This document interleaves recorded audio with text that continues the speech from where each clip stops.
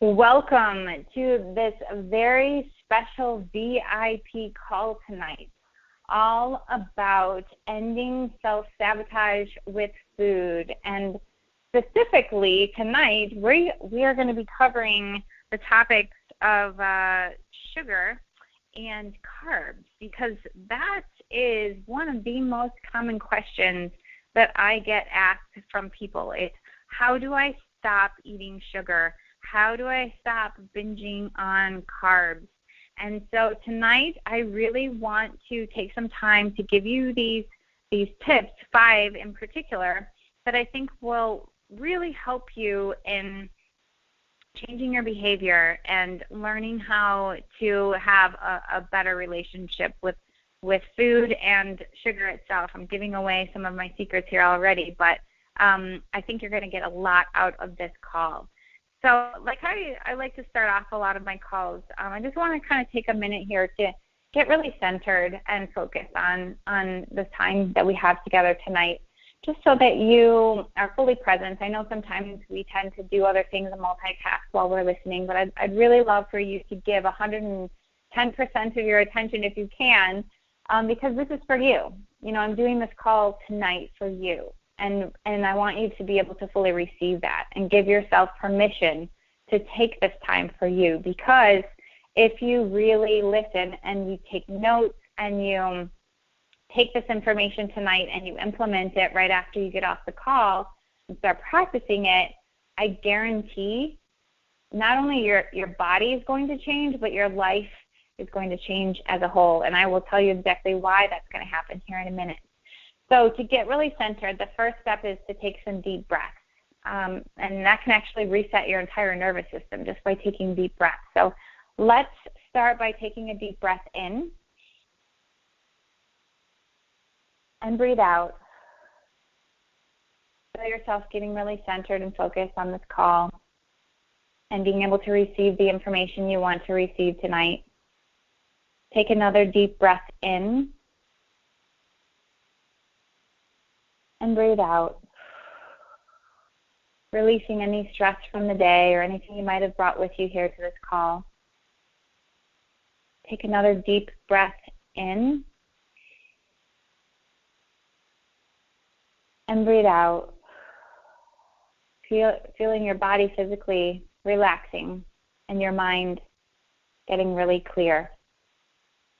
Okay, so make sure you have your pen and your paper and your focus and your cell phone and your Facebook and everything else is turned on mute so that you can soak up this info.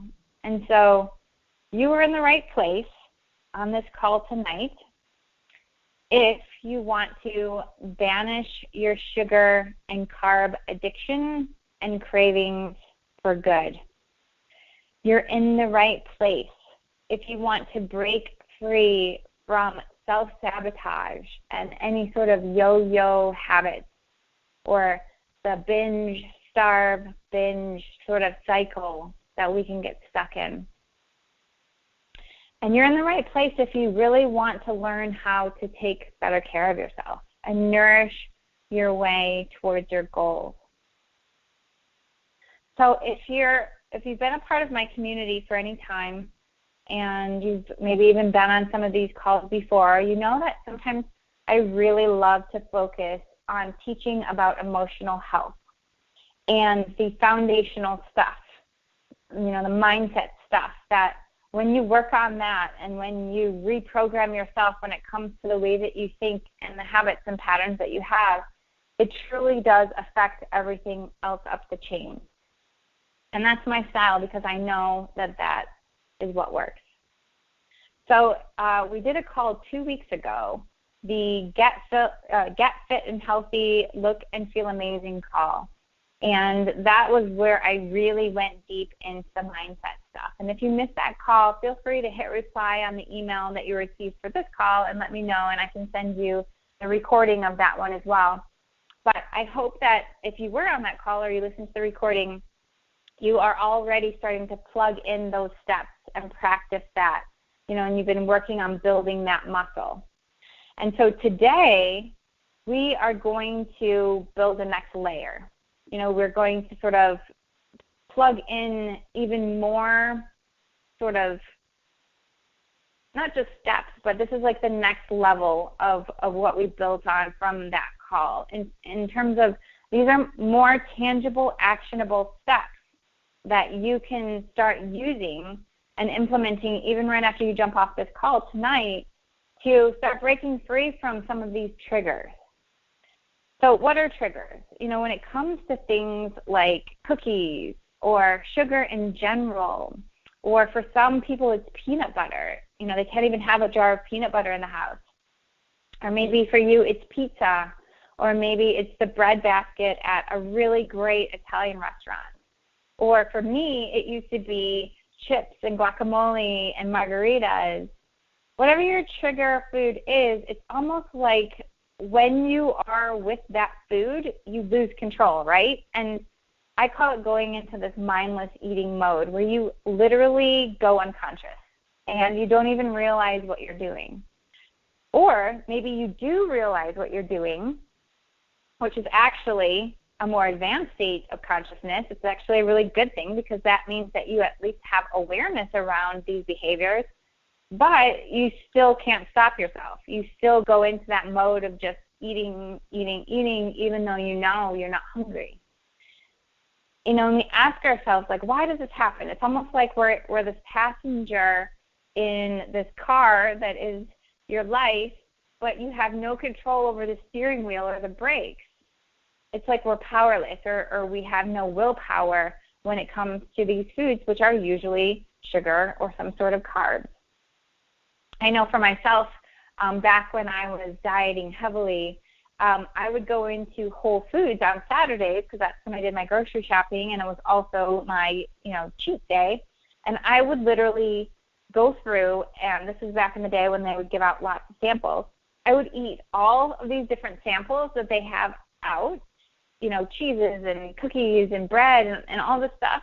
And a lot of these different foods were foods that I didn't even really love. It wasn't something that I was actually that excited about. It was just because I was in this pattern of Saturdays being cheat day, and there was all these foods that I normally didn't eat, and they were in front of me, so I would just fly off the bandwagon. And if you can relate, I want you to know that you're not alone.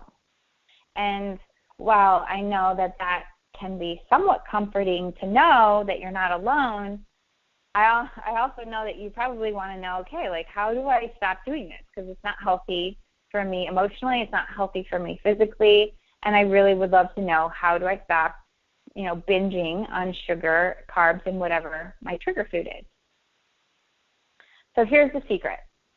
And this is where I want you to start taking notes and writing down the things that really pop out at you as these ahas, because I really think this is going to help you to understand why this behavior is happening and how to fix it. So this lack of willpower that you might think that you have is really not about being powerless. It actually just boils down to the fact that we have certain patterns of behavior or programming that we've built up over time. And the good news is that if it's just a pattern of behavior or programming, that means that there's nothing inherently wrong with you. It's just a pattern that you need to interrupt and that you can change. And I do this all of the time with my clients, and we have long-term sustainable success. So I want you to know that there's nothing to be worried about. I know that the word addiction sounds scary. Like, we think, oh my gosh, I'm literally addicted to sugar. And it sounds very serious. It sounds very unchangeable. Like, you have to go through a lot of pain in order to fix it. And I want you to know that this doesn't have to be painful, and it really is not an addiction in the true sense of that word. And I'm going to tell you why here in a minute. But I just want you to know that if you pay attention and you take notes and you really practice implementing this stuff, if you're very diligent about doing this work and changing this behavior, that you can see results. Sorry, I'm going to cough here for a second. I'm getting over a cold, and so when I talk, it kind of makes me have that tickle. Hold on, I'm going to mute it for a second again.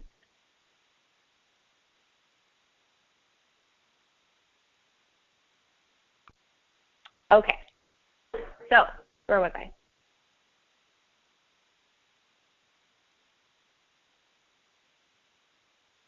So yes, you have the power to not only transform these behaviors, but you have the power to transform your relationship with these trigger foods. And as a result, like I mentioned at the beginning of the call, your body and your life as a whole. And I know that might sound silly, but I want you to think about it like this.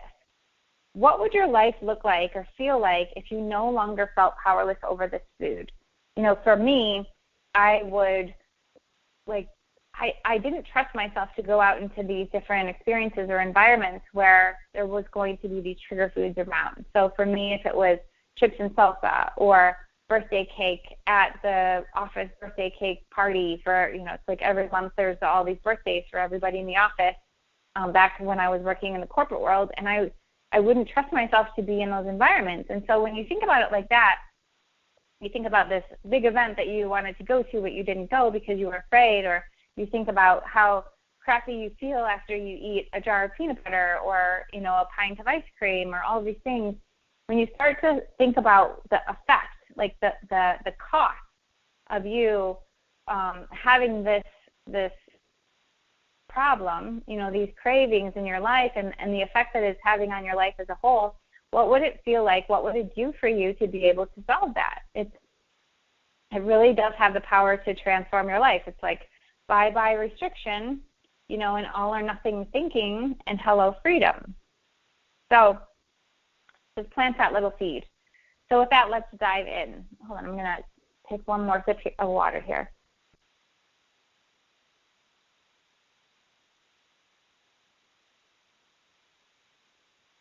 Okay, sorry guys, thanks for hanging with me. All right, so for those of you that don't know me, I'm Sheila, and I help people, primarily women, break free from yo-yo dieting so they can rock their dream body and feel amazing in their skin. And I practice the non-diet approach to weight loss, and I help my clients live in this world of all inclusion instead of this world of restriction, kind of like what I was just talking about. So without knowing me, you might look at a picture of me if you found my website, and you might say, like, why should I trust her? You know, like, she probably has been skinny forever and she has no idea what I'm feeling right now. And I want you to know that I have not always looked this way. After years of hating my body and torturing it with diets and feeling controlled by food, I discovered a new approach to weight loss that completely transformed my relationship with my body, with my eating habits, and as a result, my life, like I just mentioned. I was able to lose 35 pounds, and I kept it off for more than 9 years without ever feeling deprived. And once I mastered this unconventional mind-body approach myself, and since 2012, I've been helping others to do the same. Hold on, I'm going to cough again. I'm so sorry.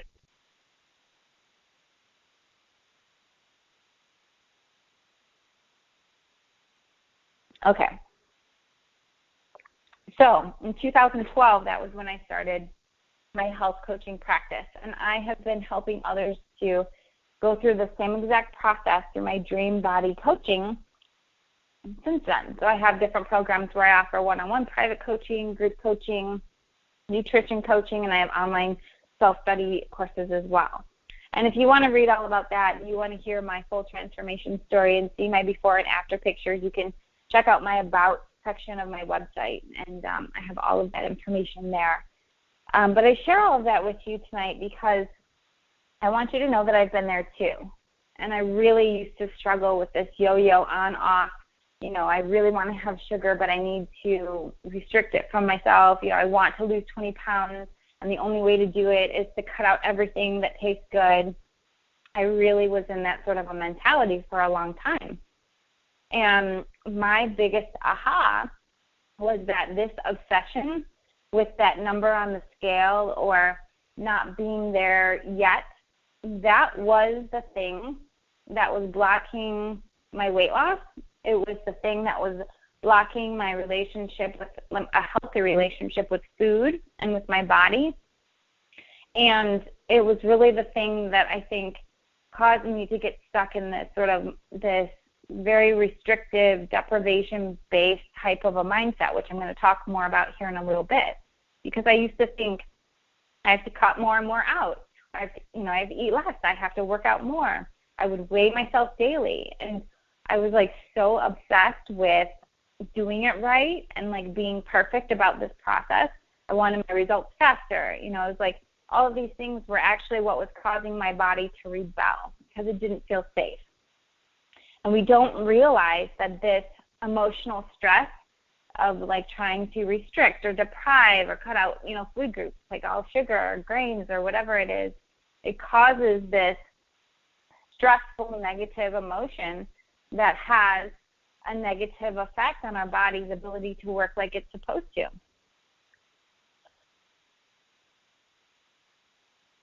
And so for me, what would happen is that I would eventually rebel, because you can only restrict for so long, right, before you're going to binge. And it's almost like this is like this giant pink elephant in the middle of this room.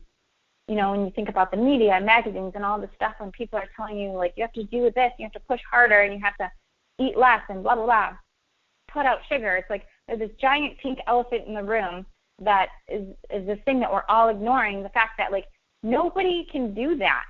Like, if that's really what we're supposed to do and that's the solution, why is obesity at the highest rate ever? Like, why are people struggling with sugar, more so than any time before? And while, yes, of course, we live in this first world country where there's all of these different food options that have sugar in them and, it's available everywhere, I just think that we're being very unrealistic with ourselves. And the more that we try to force ourselves and restrict and deprive, the more we're just perpetuating that cycle. It's like we keep thinking that if we just keep doing the same thing again and again and again and push harder and harder and harder, that eventually it's going to work. And that's not the case, because it just never works. And that's the giant pink elephant. Like, this stuff never works, so let's try something different. And tonight that's what I want to do, is I want to unpack and untangle some of these really big misunderstandings around how to truly break free from being addicted to sugar and carbs. And so, as I mentioned, I use the word addiction here to get your attention, because that's how a lot of us feel. Like, we truly feel addicted. But I want you to know, I want you to begin thinking about this in a way that is actually the opposite of that. I want you to not feel addicted to sugar. I want you to know that although this might feel really serious for you and like a big problem that you need to fix, I would love for you to explore a more lighthearted approach to it and know that this is figure-outable. It is solvable. Even if you've struggled with it for a really long time, I want you to start treating this as not this giant problem, but this area where you can start to incorporate some curiosity and almost treat it as this process of self-discovery. So sugar and carbs are not the devil, and we think they are, and we're told by the media a lot that they are, but they're not. It's just that we've developed some unhealthy patterns of behavior around them. And also, again, like I mentioned, we're being kind of unrealistic around our behaviors with them. And we forget that we're human beings. And, we're not meant to be, quote unquote, perfect. We're not meant to hold ourselves to these standards and try to go from 0 to 60 overnight. And sometimes I think we expect things of our body and of ourselves that just don't take in the full picture. And so here's where I kind of want to start to unpack that. So for most people that struggle with sugar and carb cravings, the vast majority of them are on some sort of a diet phase, or, they're trying to lean out. They're trying to lose body fat. They want to get to their dream body goals. So for most of them, they're trying to go cold turkey. They're trying to cut way back from what their body is used to. So it makes sense that your body would crave sugar or carbs, especially during times when you're trying to restrict those foods and you're cutting them out. Your body's like, where did that go? It's almost like you're going through a detox.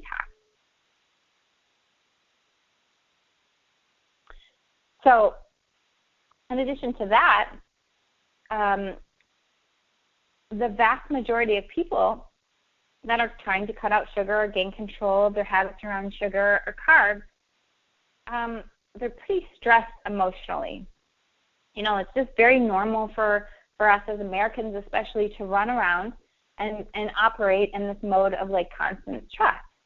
And a lot of times those people who are very stressed out, those of us, I'm not going to say those people, those of us who are very stressed out, who are trying to cut out sugar and carbs, we're probably using sugar and carbs in order to cope with the stress and also for quick energy, because sugar and carbs release those feel-good dopamine endorphins, right? It's like a quick jolt of happiness. It's a quick jolt of energy.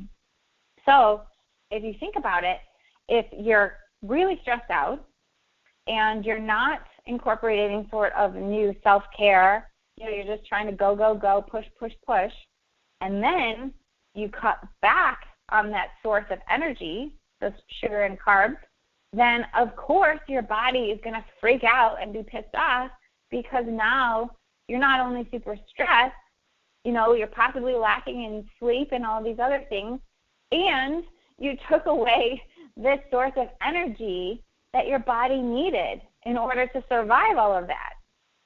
So it's like when you start to look at it like this, you can kind of see this picture that I'm painting here, right? Like, in addition to all of that, there's also studies that show that sugar actually triggers the body to store fat. And the reason why I'm bringing that up is because if your body is stressed out, it thinks that it's in survival mode. It thinks that literally, like, your survival, your life is at risk. That's from your body's perspective. So, of course, your body does not care about staying lean and toned. It cares about surviving. And so if your body is trying to survive, of course, it's going to crave sugar, which will then help to store fat, because your body's like, hello, we just need to make sure that we stick around. It doesn't matter, about weight loss or anything like that. So it's like all of these things help you to start to see. It's almost like you're having compassion for your body when you look at it from this perspective. Like, of course my body's craving sugar. Of course it's craving carbs, because it doesn't know what the heck else to do. And that's where you can start to see, like, sugar is not the problem. The problem is our habits, our lifestyle, what we believe should just be normal. We've all kind of gotten to this place where stress, like extreme stress, is normal for a lot of people. And we're being very unrealistic with how we treat our body sometimes. So from that perspective, I want to start helping you see that the solution is not to learn how to stop eating sugar or to stop eating carbs, and to restrict even more and figure out how to, like, force your body to do these things. The solution is to start to untangle these good food and bad food lists that we've created for ourselves. Because the reality is like, sugar is not bad. We're going to eat sugar eventually. Like, the vast majority of human beings on this planet are not going to go on some sort of a no-sugar diet. We're not going to cut out bread and all of these other things forever unless you have some sort of allergy, a true allergy to it. So why would you set up that expectation for yourself? And why would that ever feel like a lifestyle that you would realistically stick to? So I want you to start seeing that it's not about cutting it out, but building a healthier relationship with it. So here's where we're at. Here's how we kind of go through that process. And that's where these 5 steps that I'm going to share with you tonight really layer that in. So here is the first step. So make sure you write this one down. The first step is to find healthy substitutions that allow you to feel satisfied and not guilty after you eat them. So that's where we want to be able to incorporate versions of these things that there's a whole, I could do a whole nother call on the relationship between our comfort foods, the sugar, carbs, those types of things, like our comfort foods, and our relationship with them from a mindset of love. Like, there's actually a lot of research that shows that it stems all the way back to when we were really little as babies, and we were connected, to these different food situations, and receiving love, like whether that was being fed from a bottle, whether that was like a memory for me with my grandparents, like literally going to McDonald's and eating French fries, to me is like such a special thing, because I used to do that with my grandparents. And so you can start to see that, like, you have these different comfort foods because you're trying to comfort yourself. And so it's not bad to use comfort foods, and I'm going to get into that here a little bit more in another one of the steps.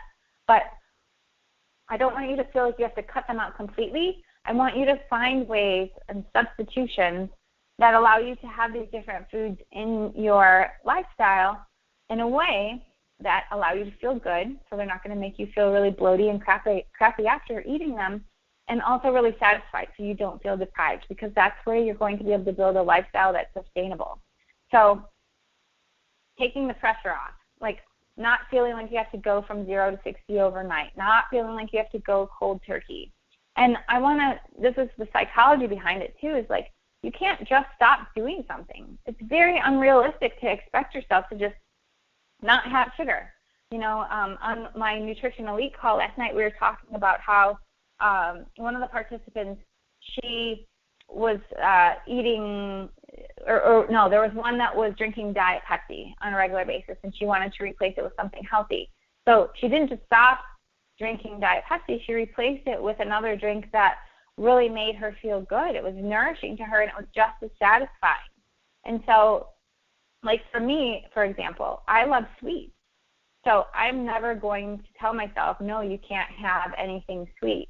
Now, there's a difference between me eating a giant cupcake or a giant piece of cheesecake. Like, if I was to eat an entire piece of cheesecake by myself, I would feel sick. It would not feel good to me. So that's something that, for me to have a dessert after dinner, I can find healthy options that allow me to feel satisfied but not crappy. So I hope that makes sense. So for me, for example, I love stevia. That's my substitution that allows me to have sweets throughout the day and feel really satisfied and know that I'm doing something really good for my body. So I have stevia in my coffee in the morning.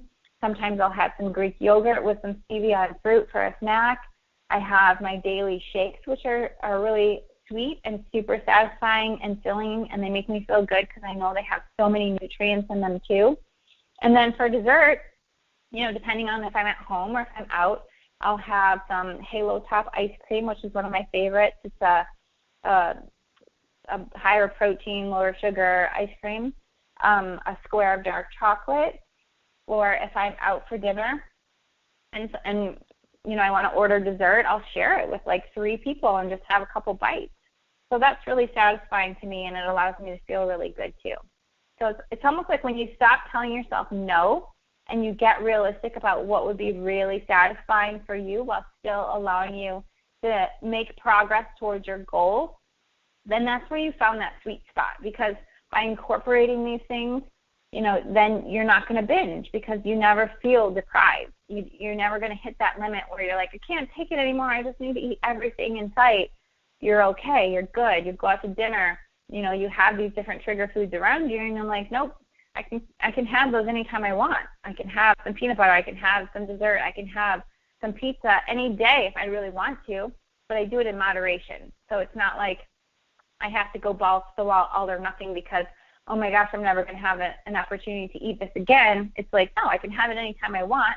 Tonight I might have a little bit, and then, if I want to have some tomorrow, I can choose to then as well, but probably I won't want to because I just had my fill tonight, and that was enough.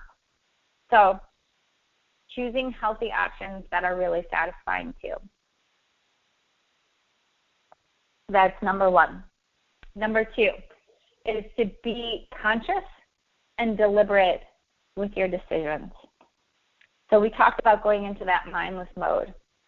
And, in number 1, we talked about planning ahead and choosing healthy ways to have these treats regularly throughout your routine so that it's not so black and white on or off. It doesn't have to be extreme. And a lot of us operate in that mode of extreme, but it doesn't have to be. It's really about creating a realistic lifestyle that you're actually going to stick to, because that's what makes it sustainable. So I want you to start thinking about being conscious and thinking ahead and planning ahead and thinking through your decisions before you get yourself into that situation. You never want to be in that situation where it's like you jumped out of the airplane and then you're looking for your parachute, because that never works. It's almost like you just have to ride it out because you're beyond the point of being able to do a lot of repair. You're actually, at that point, you're not being proactive, you're being reactive, and being reactive never really works. So I'll give you an example. So for me, the reason why I have my nutrition clients eating 4 to 6 times a day is because, I want them to fuel their metabolism throughout the day, but also because I never want them to get to that point where they're so hungry that they lose control and they go into that mindless eating mode. I know there are a lot of people who are big proponents of regular intermittent fasting. And I know for me, while I can do that sometimes, like if I'm being realistic, if I'm really hungry, it takes me a little while to figure out when I'm full. So it's like you're so hungry, you show up at a restaurant, you eat everything in sight because you're that starving, but then you realize you ate way too much because you just kept eating and eating because you were that hungry, and then you ended up overeating. So if you were to eat to like 4 to 6 times per day, then you're eating meals that are a size that will keep you satisfied, but you're never going to eat. You're, number one, never going to end up at that point where you're super starving, and number two, you're never going to feel like you have to eat this large quantity because you're not that hungry. And so that's why I want you to start thinking ahead. Okay, how can I start plugging in 4 to 6 meals per day? I'm not saying like regular meals. I'm saying, snacks, shakes, and regular size meals, like a combination of those.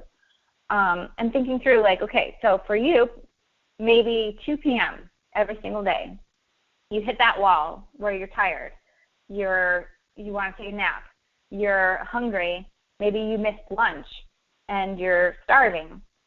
So if that happens to you on a regular basis and you find yourself at the vending machine and you're eating all of these foods that don't make you feel really good, what can you do instead?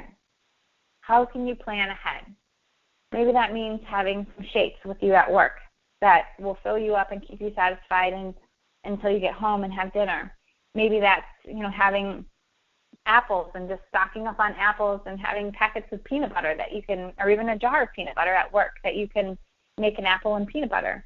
Maybe that's having kale chips on hand, or some Greek yogurt and fruit that you bring every day, or some hummus and veggies. So whatever you need to do to make sure that you have those preemptive things in place, do that. Think ahead. If your pattern is that you don't eat all day, and then when you're on your way home, you realize, oh my God, I'm so hungry right now, and then you end up hitting the drive-through at the fast food place, what do you need to do in order to interrupt that pattern? What can you plug in instead of that so that you're nourishing your body towards your goal? So I think it's interesting because a lot of times we think, well, I know I want to lose weight. So I know this is a pattern for me in the past, is like I would say, oh my gosh, I need to lose weight. I'm going to just not eat. So then you go all day and you don't eat. And then you end up binging. So, like, what does that do? That doesn't make sense. Or you'll read in magazines, that you need to follow this plan. And if you were to add it up, it was like, a lot of times I'll add up those little meal plans that they have, the recommendations that they have in magazines, and it's like 1,000 to 1,200 calories at the most for the meal plan. And usually it's like protein and veggies, and that's it. So, like, let's play that tape through. How realistic is that? How sustainable is that? Do you really think that those celebrities eat that way all of the time? No.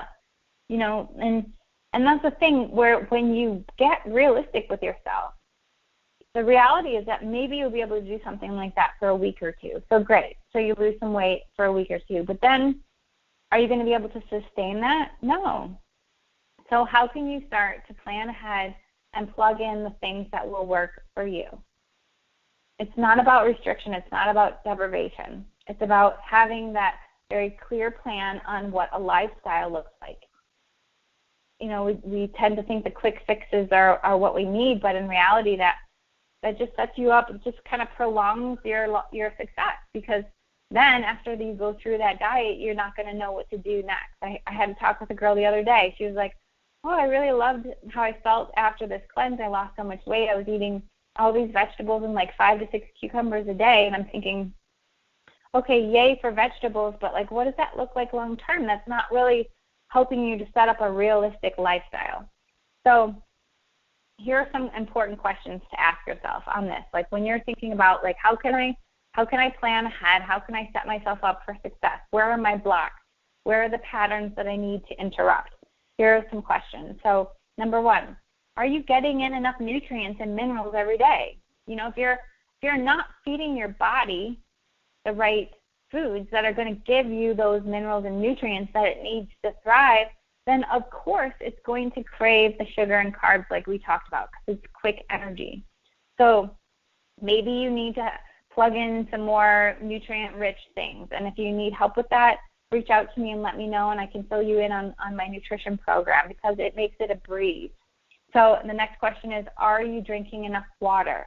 And if you're not, maybe you need to get a giant water bottle and keep that on your desk and refill it 3 to 4 times a day. You know, be proactive, not reactive.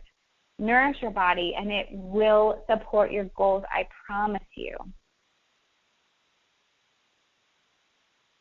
So here's one more thing I wanted to share with you.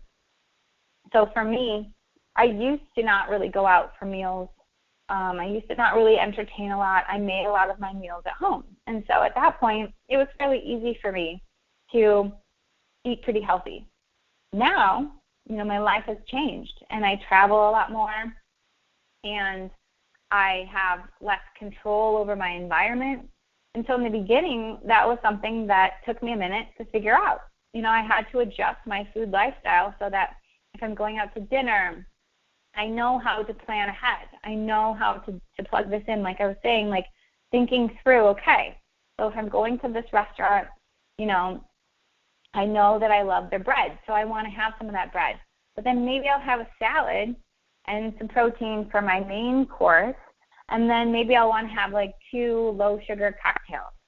And for me, I tend to stick to low-sugar cocktails because I don't really do very well with wine. It kind of gives me a hangover. And the sugary cocktails also give me a hangover as well. So I know that about myself. That's something I've learned. So, and the other thing too is like I drink water in between each of those cocktails. And I'm not perfect every single time, but at least thinking through what my plan is going to be helps me to be conscious about my decisions. So I don't go into it mindlessly and I'm like, oh shoot, I'm going to eat some of this bread, and then I'm going to order 4 Cosmos, and then I'm going to have some pizza, and then I'm going to have dessert too. Like, you know, that used to be me. I didn't know how to go into a restaurant without just like letting the wheels fly off, because to me that was like freedom. You know, like I didn't know how to handle myself because I didn't know how to nourish myself in these environments where it was different than what I was used to. So then the next day I would feel bloaty and I would feel a lot of shame, and it was just like such a terrible cycle to be in. So these days, incorporating some of these healthy, satisfying treats in moderation on a daily basis is what has helped me to get out of this black and white way of thinking. Planning ahead is what has helped me to not like let the wheels fly off, and to really be in this mode of like, I can have anything that I want whenever I want it, and right now I'm going to consciously choose this. So I hope that helps, kind of putting it into perspective. Okay, so number 3, stop restricting and pushing so hard. Oh my gosh, this is such a topic. Again, I feel like I could do a whole call on each one of these individually. But first I want to say to you, I want you to know it's not your fault. Like, we are programmed to want and expect overnight immediate results. Like, if this is you where you feel like, geez, that's me, I totally go into that mode. Like, you know, I get on this plan, and I'm getting healthy, and I'm nourishing my body, and then I get on the scale and I only see like 1 to 2 pounds of weight loss. I'm pissed off because it's not 4 pounds. Like, what the heck? It's not happening fast enough. And again, that used to be me, like you think, oh man, I just want it to happen faster. But I will tell you from my experience as a coach and, in the years that I've been doing this, you don't want to lose weight really fast.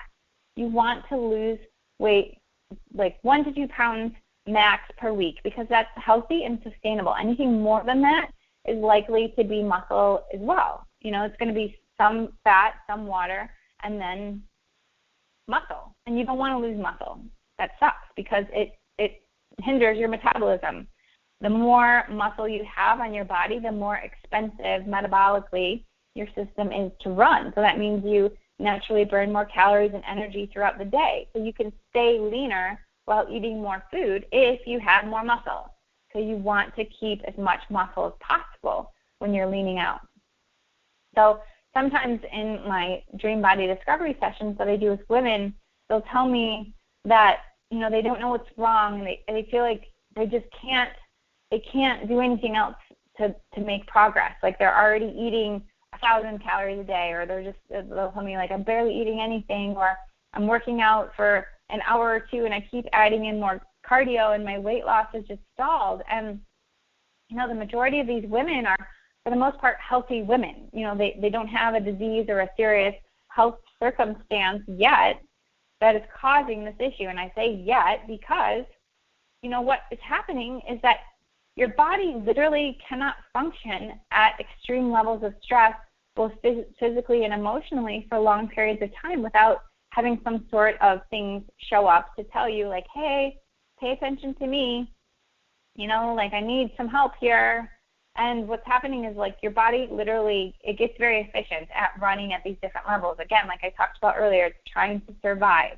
So it's literally hanging on to every single thing that you eat because it thinks you're starving. And that makes sense, right? Of course, let's have compassion for our body. Like, if you were your body, you'd be pissed off. Like, you'd be like, what the heck? I'm trying to survive here. And its primary objection is to stay alive. So that's what it's trying to do. So it's like the first symptom when your system's not operating optimally is that, you have a stall in weight loss.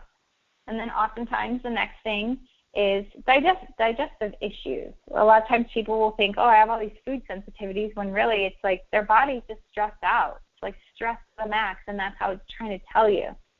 So then if you keep pushing and you keep ignoring, then what shows up next? That's when we have thyroid issues, adrenal issues, hormonal issues, inability sleeping. It's like people that can't sleep at night. Like, these are all just the beginning.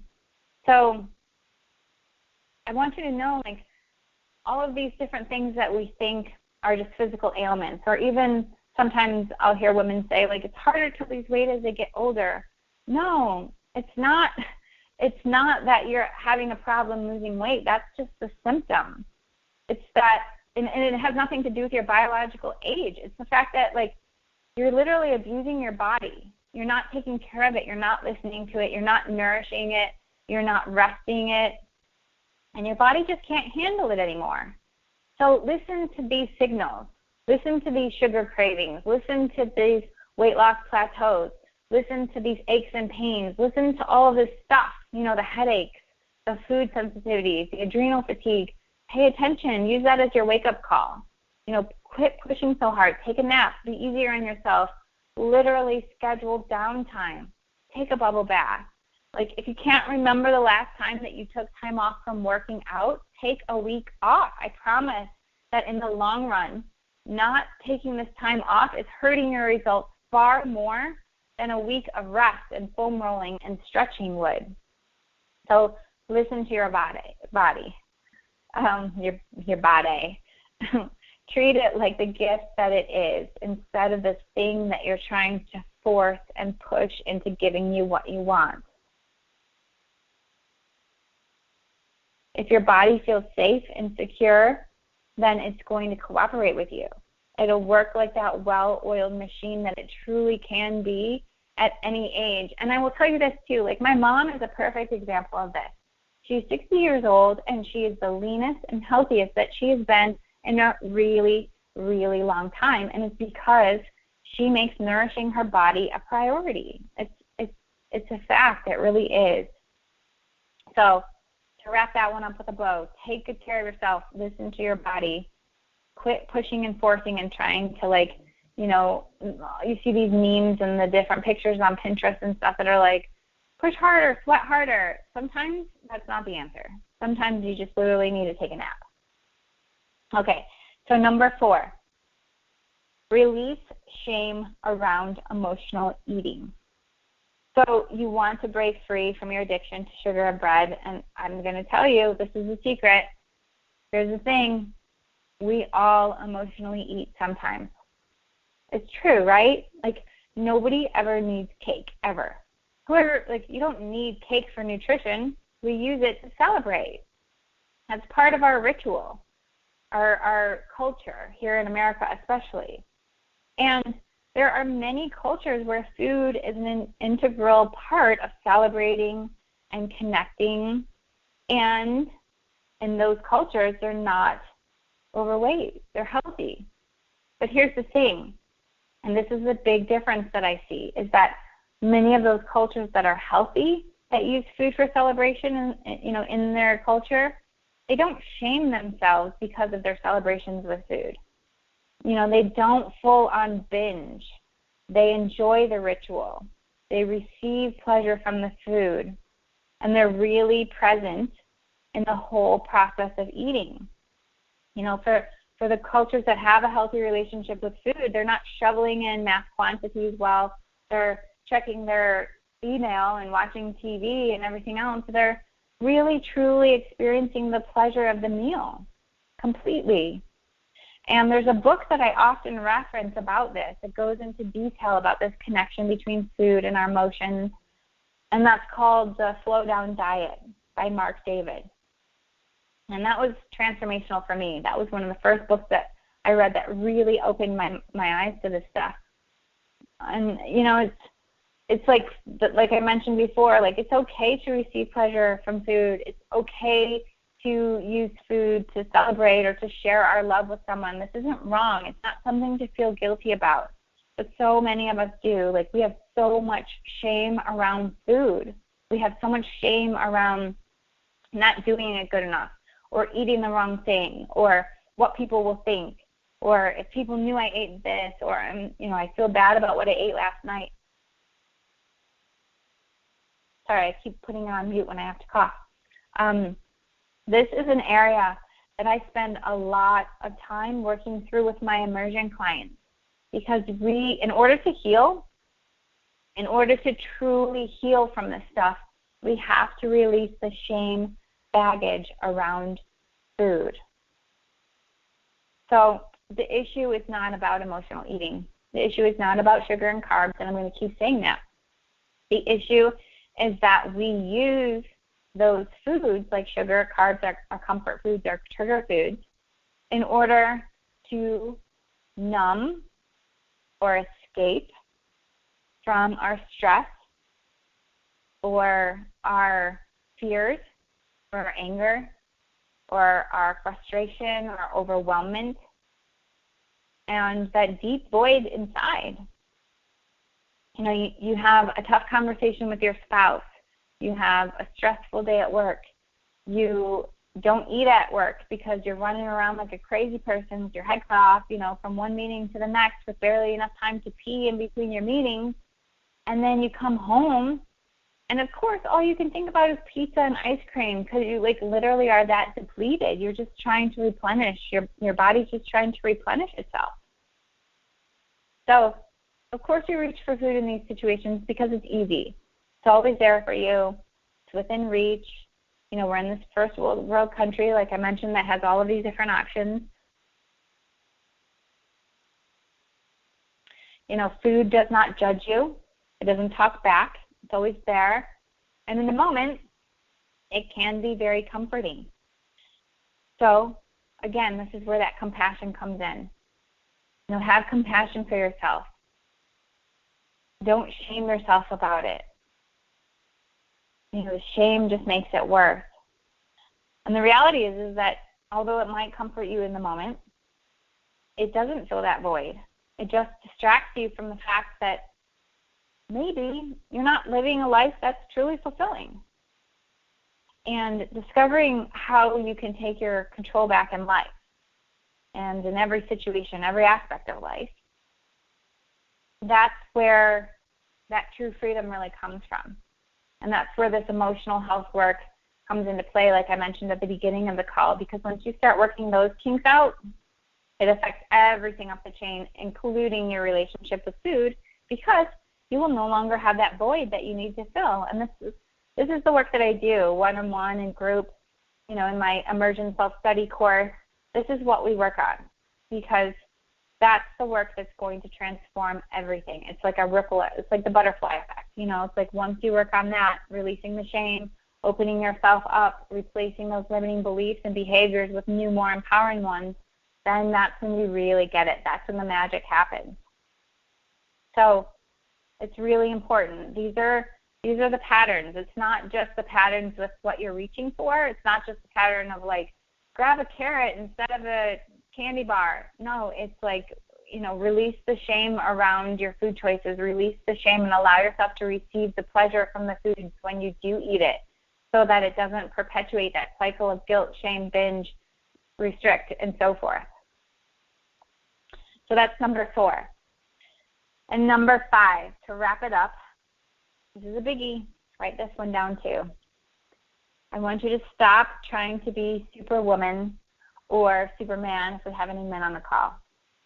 So we've kind of talked about this throughout everything, but I just really want to take this one home or drill it in.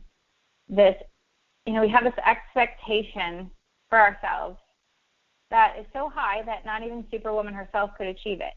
We are so hard on ourselves. And one of my favorite sayings is act, analyze, adjust.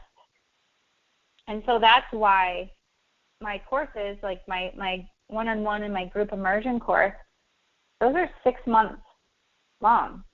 And that's on purpose, because this work does not happen overnight. It is deep work. It takes effort. It takes time, but it's so worth it. And even in my nutritional rebalancing course, that's a minimum of 60 days I recommend that people plug that in, because you have to refocus. You have to commit to really giving yourself permission to follow the plan and strengthen these muscles and reprogram these patterns of behavior. And you're not going to do that in a week.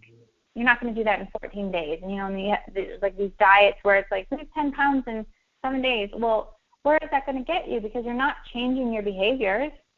You really need to do this work. And that's where taking action and then analyzing and then adjusting for the future is the game changer. And the more you do it, the more you practice that, the more you journal, the more you really do it with a conscious focus, the more you are going to change those behaviors, like literally at the DNA level. It's not something that you just do. It becomes a part of who you are. And I will tell you, it's talking about this whole not overnight thing, like I have clients who come to me who start out drinking 16 ounces of water a day. So, of course, I'm not going to be like, okay, hop on this meal plan, and tomorrow I want you to drink a gallon of water, because that's not realistic. It's not going to work. They're not going to be able to do it. They're going to fail. They're going to feel like a failure, and then they're just going to perpetuate that feeling of like, I can't do this. Versus if you take it slower and you give yourself permission to travel that path and become that person you need to become, then it's a lot more sustainable. It's like when a baby first begins to walk and then she falls, you don't yell at her and say, like, get up, you dummy. You give them that time. And that's the same type of compassion that I want you to have for yourself, because nobody's perfect. You should never expect yourself to be perfect, especially in the beginning when you're learning new behaviors and new habits. So this is still true for me. Like, I think one of the things that I'm most open about is that I want you to know, whether we're working together or you love these calls and you just love hopping on and listening, I want you to know, like, I am not perfect. Even as a coach, someone who's leading others, I never want you to think that I have everything all figured out and I've reached some sort of level of mastery in all areas, because I truly believe that life is about expansion. And so I continue to up level. I continue to have coaches that will help me to get to that next level in whatever area of life I want to expand in. And like I said, related to food, that was an area where it was like, okay, I sort of quote unquote mastered it on one level. I can do it at home. But then when I started traveling more and wanting this life of adventure where I was outside of my comfort zone and expanding and really experiencing things that were different, it took me a minute to figure it out. And I had to really practice what I preach and say, like, okay, well, that didn't go super well, but now I know for the next time, and that's exactly how I learned. And the same is true for business. Like when I owned my previous company, Live Well 360, and we made premium gym and yoga bags, like I literally learned while I was in it. Like I learned more from running a business than I ever did in business school. It's like you have to just jump in and give yourself permission to experience it and to learn as you go. And that's the benefit of investing in yourself and getting a coach and doing this work that will literally change your life. But it's like you have to step up and you have to say, okay, I'm ready. I want this to work. I'm willing to invest in myself so that I have that skin in the game and I'm really focused because this is important to me. And then you do the work that, again, makes us not something that's like, oh, here's a program, I read it. Here's a book, I read it, and I'm just going to put it up on the shelf. No, it literally becomes a part of who you are and the way that you think. So those were my 5 tips.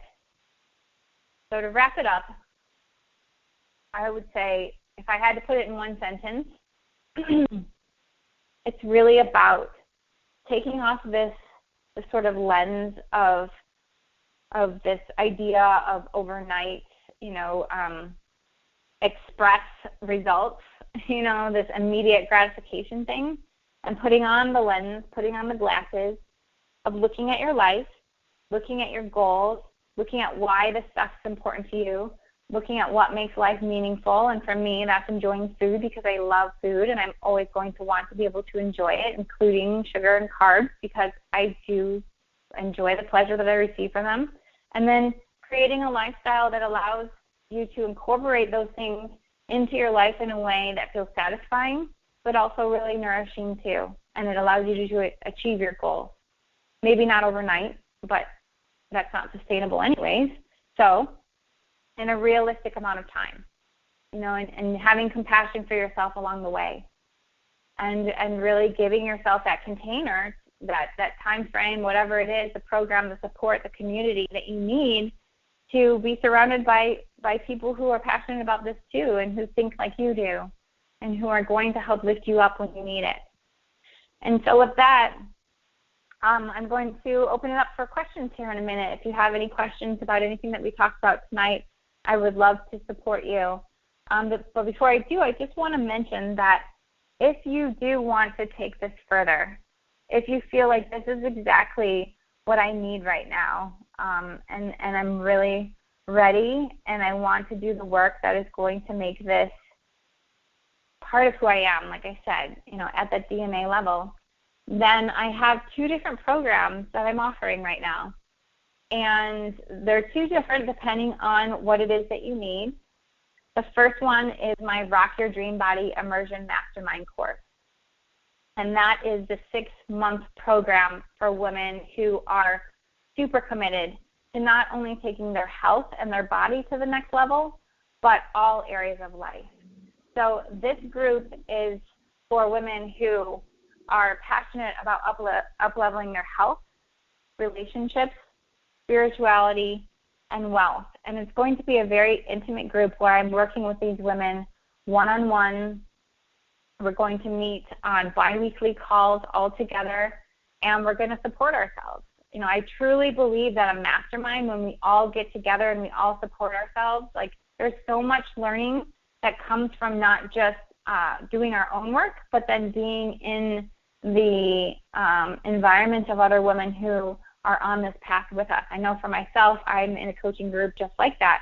And while I have my own questions, sometimes I find that I learn so much by listening to the other women who are in the group as well, working through their own journey. And so it's funny, I'll be like, well, that's great. I asked my question, I got what I needed, but oh my gosh, I learned so much from her question. And oh my gosh, if she's doing it, and that's her focus and her passion, I want to pull this thread out of what she's doing because I want that too, and I want to be passionate about that, and I want to up-level in this way, and that inspires me. And so that's really why I am so excited about this group. And the format of how I am presenting it is different than any other group that I have offered before. It's, again, as I up-level myself, it allows me to offer containers. I call these groups containers, essentially, that are at even higher and higher levels for my clients as well. So if that's something that you're interested in, I would love for you to apply for a discovery session where we can talk more about the details together. And if it's a fit, I can fill you in on all the details of that program that starts in July. But you can apply at sheilaveers.com/coaching. And I will have a link to that in the follow-up email that has the recording for this call as well. Also, if you feel like, okay, for me, what I want to focus on right now is nutrition, then you might be interested in my Rock Your Dream Body Nutrition Elite program. And that's a combination of group coaching on a weekly basis with me, and also the nutrition line that I use that has been a game changer for so many of my clients. It's superfood nutrition. It's the highest quality nutrition line that I have ever found, and I am so super picky about what I, number one, put in my own body, and number two, what I offer to my clients. And so if you're interested in learning more about that, you can fill out the same application form. It's at sheilaveers.com/coaching. And again, if it's a fit, we can hop on the phone and I can fill you in on the details, and then we can go from there. So with that, I will open it up to questions. So if you have a question, please do not be shy, because if you have the question, I guarantee there is someone else on the line that has the exact same question and would so benefit by you stepping up and being open to sharing that question and working through it together. So if you'd like to ask a question, hit *6 to unmute your line.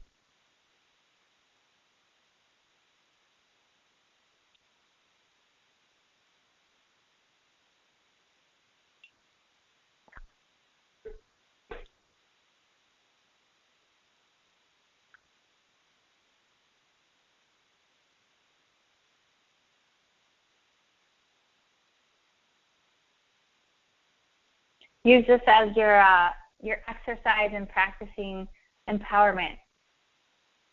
I really encourage you to do that, expanding beyond your comfort zone. If you have a question on your mind, speak up. I know sometimes you're like, I don't know if I should say anything. Just say it. *6 to unmute.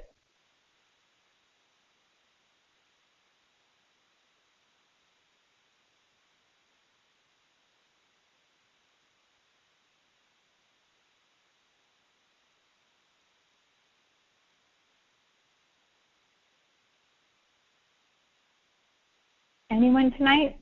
We have a quiet group. I know we have a lot of people on the line, so I will take that as a compliment. If you have no questions, that must mean I covered everything.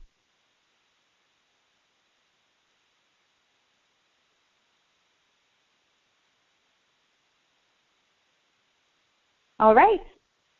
Well, no questions tonight. I will wrap up there.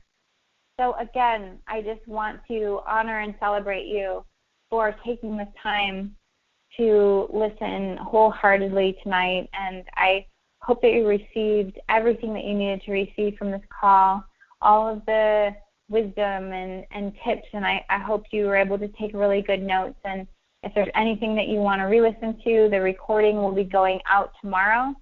So you can go ahead and re-listen to it then, and again, take notes. Anything that you need to pull from it, you can go ahead and get that from the recording. So thank you for your time tonight. Thank you so much for your patience with my having to mute and cough here and there. And again, I honor you on this journey. So I will see you on the interwebs, and everyone have an amazing night. Take care.